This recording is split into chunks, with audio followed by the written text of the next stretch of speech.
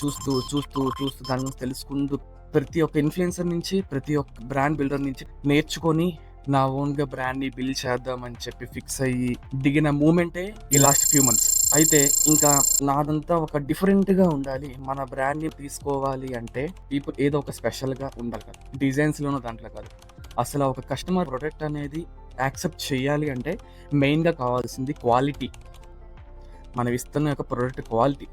ఆ తర్వాత ఫిట్. ఒక పర్సన్‌కి మనం ఇస్తున్న ప్రొడక్ట్ అనేది ఫిట్ అవుతుందా లేదా? అయన్నీ మైండ్‌లోకి తీసుకొని నేను ఇన్ని సంవత్సరాలుగా యూజ్ చేసిన ప్రతి బ్రాండ్, యూజ్ చేసిన ప్రతీది మైండ్‌లో తీసుకొని దాంట్లో ఏం నెగటివిటీ ఉంది, దాంట్లో ఏం పాజిటివిటీ ఉంది అన్నీ తీసుకొని నేను బిల్డ్ చేసిన ఈ బ్రాండ్ నేమ్ వచ్చేసరికి డార్క్ విన్.